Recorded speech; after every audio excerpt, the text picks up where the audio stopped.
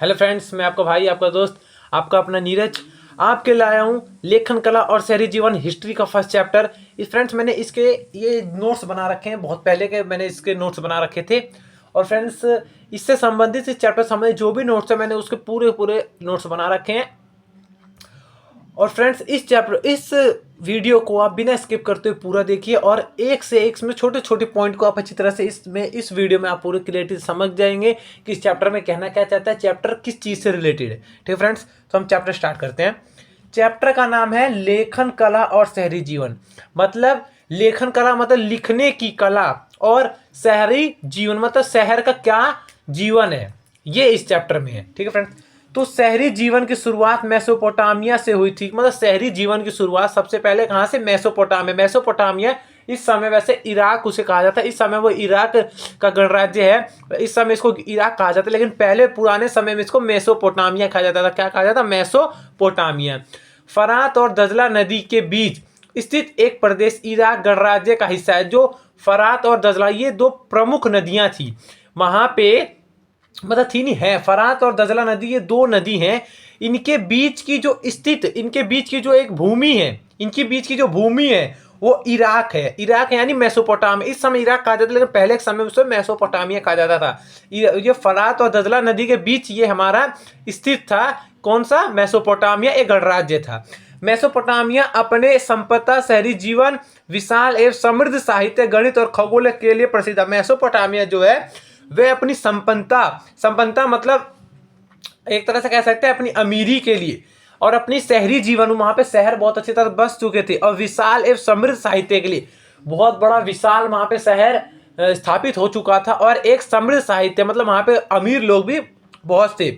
और वह अपने गणित मतलब मेसोपोटामिया में, आगे इस चैप्टर से आगे अभी तो मैं थोड़ा थोड़ा बता दें, लेकिन आगे मैं बताऊंगा कि मेसोपोटामिया ने, इसमें एक क्वेश्चन भी आएगा, एक टॉपिक भी आएगा, मेसोपोटामिया की दुनिया को क्या देने। तो मैं फ्रेंड्स इस वीडियो में आप बने रहिएगा। लेकिन अभी हम पढ़ते हैं थर्ड पार्ट इसका।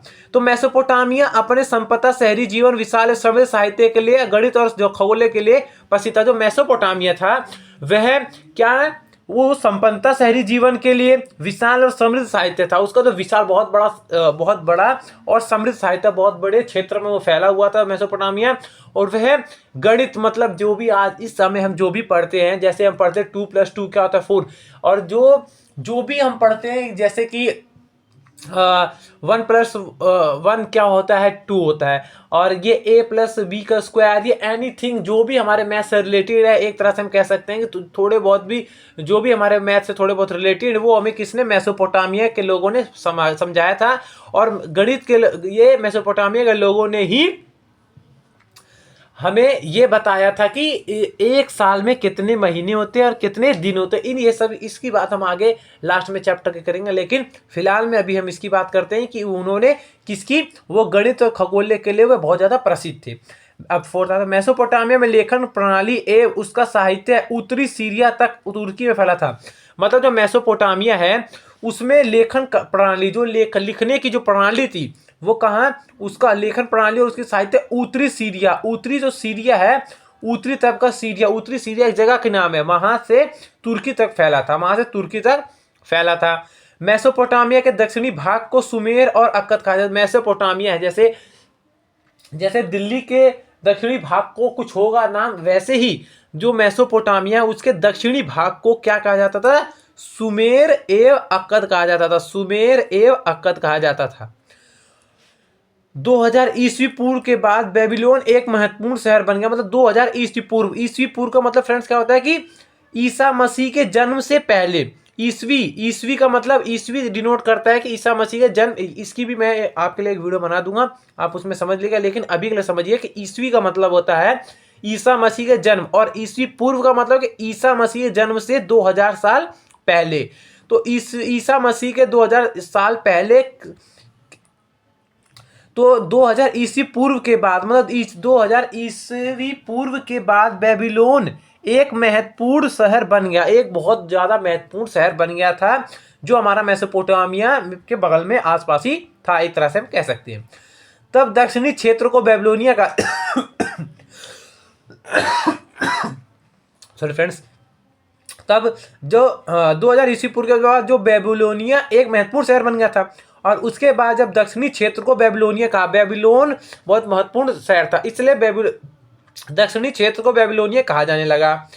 1100 ईस्वी पूर्व में जब आश्रियाइयों ने उत्तर में अपना राज्य स्थापित कर लिया, मतलब 1100 ईस्वी पूर्व का मतलब क्या है, ईसा मसीह के जन्म से 1100 पहले जब आश्रियाइयों ने उत्तर में अपना राज्य स्थापित कर लिया, उत्तर दिशा में अपना राज्य स्थापित कर लिया, तब उसे आश्रिया कहा जाने लगे। तब जब 1100 ईस्वी पूर्व यानी क्या कहें हमारा ईसा मसीह के 1100 साल पहले जब आश्रियाइयों ने उत्तर में, दक्षिण में तो हमारा ये बेबीलोनिया था, लेकिन उत्तर में जब आश्रियाइयों ने वहां पे कब्जा कर लिया, तो उस क्षेत्र को आश्रिया कहा जाने लगा।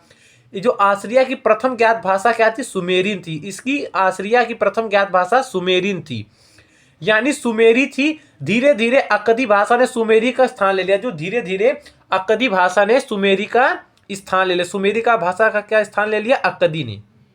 ठीक है फ्रेंड्स, आगे बढ़ते हैं। ये चैप्टर बहुत ईजी है, मैंने इसके छोटे छोटे पॉइंट्स आप लोगों के लिए बना दिए हैं।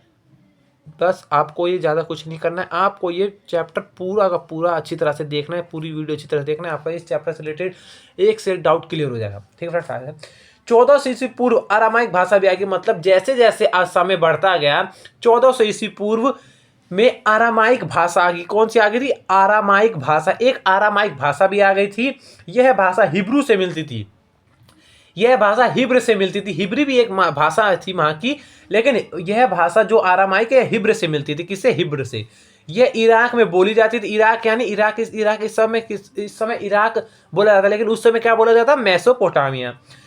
ठीक है फ्रेंड्स, मेसोपोटामिया में पूर्वात्य खोजों की शुरुआत, ये बहुत इंपॉर्टेंट है, इसको आप ध्यान रखिएगा फ्रेंड्स, कि मेसोपोटामिया पूर्वात्य मतलब पहले के समय मेसोपोटामिया में जब खुदाई की गई, तो उसमें पहले की समय की चीज़ें कम मिली गई। मतलब पहले के सामान, जो पहले के मेसोपोटामिया में जो भी यूजफुल चीज़ें होती थी, घर, कपड़ा लत्ता, या हम कह सकते हैं उससे उनसे संबंधित उनके दस्तावेज, कपड़े, और या फिर उनके रहन सहने का सामान, वह सब की जो खोज की गई थी, तो वो कब की गई थी, मेसोपोटामिया में। तो उनका है मेसोपोटामिया में पूर्वात्य खोजों की शुरुआत 1840 में की गई थी। किसकी, 1840 में की गई थी।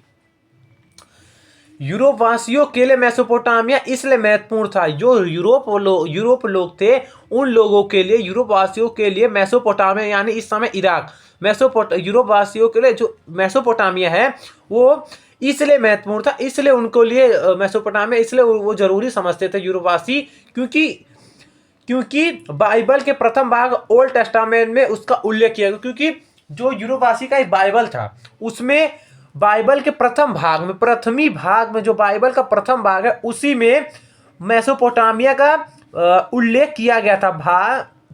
बाइबल के प्रथम भाग में ओल्ड टेस्टामेंट में इसका उल्लेख किया गया था, इसलिए यूरोप वासियों के लिए मेसोपोटामिया बहुत ज्यादा महत्वपूर्ण थी। ठीक है फ्रेंड्स, अब आगे आते हैं। सॉरी फ्रेंड्स, अब आते हैं यहाँ पे वारकासिस, मतलब मेसोपोटामिया में एक पत्थर की आकृति लगाई गई थी। एक पत्थर की आकृति से एक पत्थर को तराश कर बनाया गया था एक मूर्ति, वो मेसोपोटामिया में थी। तो उसको हम देखेंगे मेसोपोटामिया में कहाँ थी, वो किस चीज़ की थी और कहाँ से आई थी, कितने समय लगा था उसको बनाने के लिए फ्रेंड्स। ठीक है, अब पढ़ते हैं। तो उरुक नगर में, मेसोपोटामिया में ही एक उरुक नगर था। कौन सा था, उरुक नगर में स्त्री का यह सिर एक संगमरमर को तराश कर बनाया गया। किसको, संगमरमर एक पत्थर का नाम है। तो उरुक नगर में यह स्त्री का, यह किसका क्या नाम, मूर्ति थी स्त्री की। किसकी, स्त्री की। यह उरुक नगर में एक स्त्री का यह सिर एक संगमरमर को तराश कर बनाया गया था। फ्रेंड्स, मैं एक से एक पॉइंट बहुत धीरे धीरे समझा रहा हूँ, अच्छी तरह से समझा रहा हूँ कि आपको जरा सा भी डाउट ना रहे। अगर लेकिन तब भी डाउट रहेगा तो आप कमेंट बॉक्स में बेझिझक कमेंट करिएगा कि सर मुझे ये नहीं समझ में, ये समझना है, मैं आपके कमेंट का आंसर जरूर दूंगा। ठीक है फ्रेंड्स, तो इस पे आते हैं। तो उरुक नगर में स्त्री का यह सिर एक संगमरमर को तराश कर बनाया। ठीक है, उरुक नगर में स्त्री का यह सिर एक संगमरमर पत्थर है, इसको तराश कर बनाया गया था। मतलब इसको इसको तोड़ ताड़ के बनाया गया था, इसको अच्छी तरह से डिजाइन दे के बनाया गया था। तराशने का मतलब डिजाइन दे के बनाया था। इसकी आंखें और भौरों में क्रमश नीले राजमा तथा सफेद सीपिये और काले डामर की जड़ाई की गई थी। देखिए जो ये मूर्ति है, इसके आंखों में और भौरों, आंखों के ऊपर जो भौरें होती उसमें उसमें नीले लाजवत और सफेद, उसमें किसमें, आंखों और भौरों में नीले लाजवत तथा सफेद, नीले लाजवत तथा सफेद सीपियों और काले डामर की जड़ाई की गई थी। उनके इन सभी चीजों के माध्यम से उनको सजाया गया था, जड़ाई की गई थी। ठीक है। सिर के ऊपर एक खांचा बना था। जो ये फारका शीश है, इस मूर्ति के ऊपर एक सिर के ऊपर एक खांचा बना था जो शायद गहना पहनने के लिए होगा। इसके मुख थोड़ी मतलब इसके फ्रेंड जरा मुझे जुकाम होगा था इसलिए मैं खांस रहा, लेकिन सॉरी, चलिए आते हैं। तो इसके मुख यानी इसकी फेस, इसका फेस और थोड़ी जो मतलब ये लिप्स के नीचे जो ये होता है लिप्स के नीचे जो ये हमारा शेप होता है इसको, तो इसके मुख और थोड़ी और गालों की सुकोमल मतलब सुकोमलता से बनाई गई थी और इसको बहुत देखने में अच्छी लगती थी। इसकी सुंदरता बनावट के लिए इसकी प्रशंसा की जाती थी, यानी इसके मुख थोड़ी और गालों की सुकोमल सुंदर बनावट के लिए इसकी प्रशंसा की जाती थी। ठीक है। अभी क्वेश्चन आ जाएगा कि वारका शीश की क्यों प्रशंसा की जाती थी, तो इसका क्या आंसर होगा कि उसके मुख थोड़ी, फेस की थोड़ी की और गालों की सुकोमल सुंदर बनावट के लिए इसकी प्रशंसा की जाती थी। यह काफी कठोर पत्थर से तराश कर, जो पत्थर जिस पत्थर से इसको बनाया गया था वो बहुत ज्यादा कठोर थी बनाया गया था, जो काफी दूर से लाया गया था। ठीक है। अब आते हैं हमारा यहाँ पे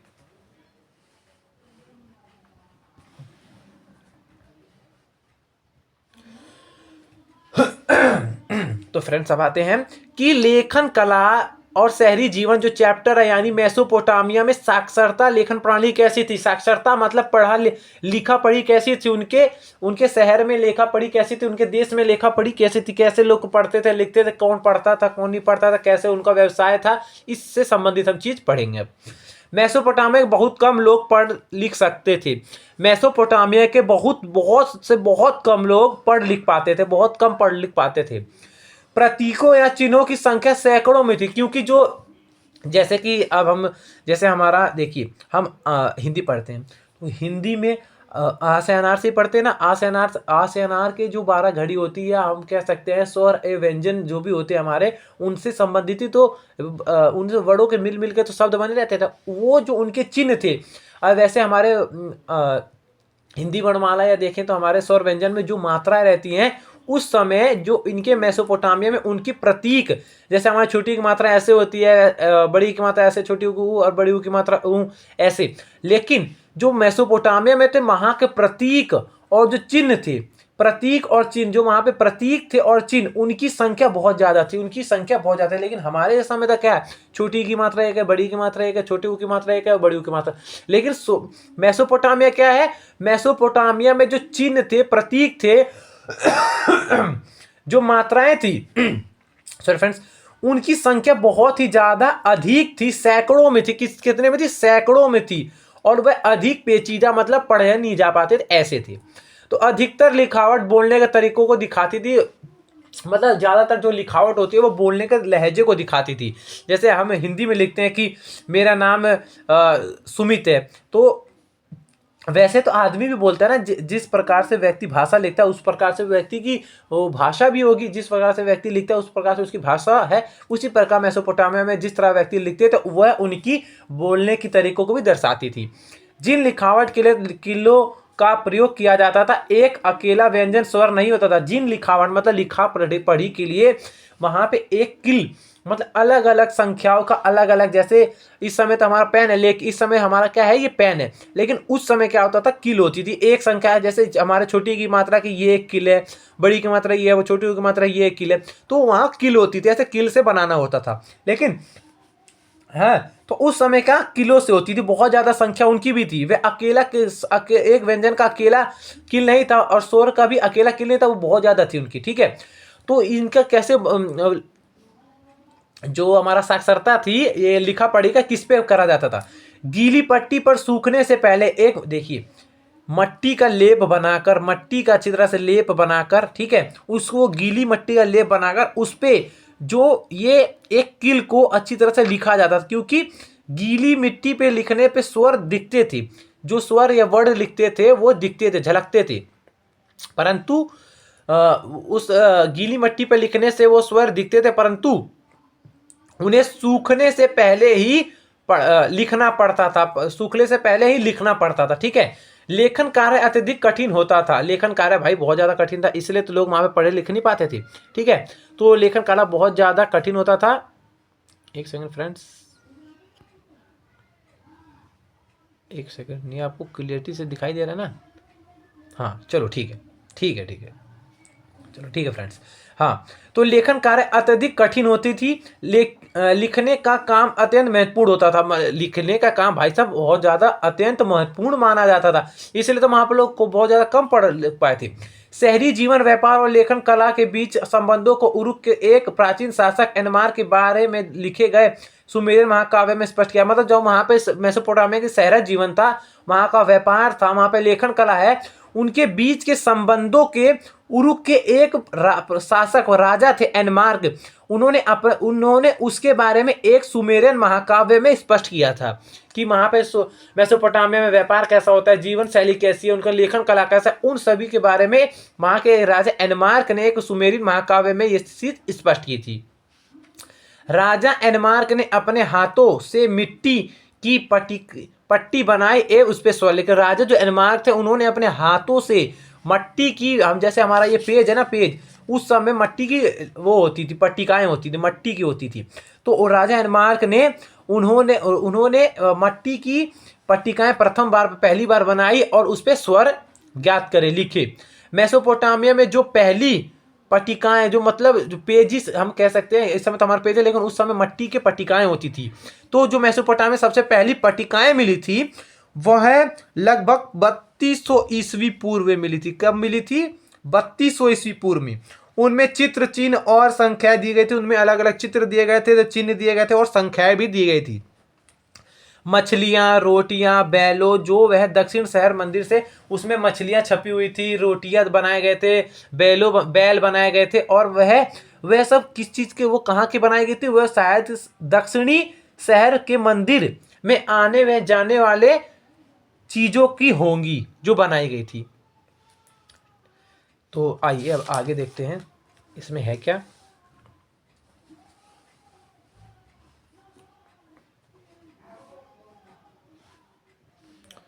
एक सेकंड फ्रेंड्स, इसको एक बार क्लियर कर लूँ। ओ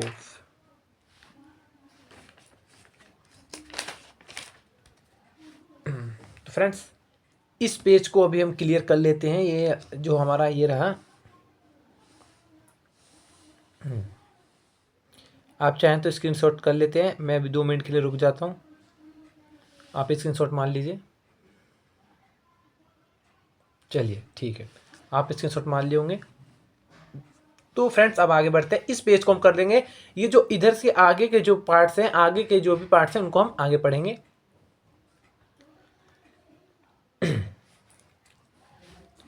मेसोपोटामिया नाम यूनानी भाषा के 2 शब्द, मेसोस यानी मध्य, मेसोपोटामिया जो है वो यूनानी भाषा, ये यूनानी भाषा है, उन 2 शब्दों से मिलकर बनी थी। मेसोस यानी मध्य, मेसोस का मतलब है मध्य, बीच का, ओपोटामस का मतलब है। तो फ्रेंड्स हम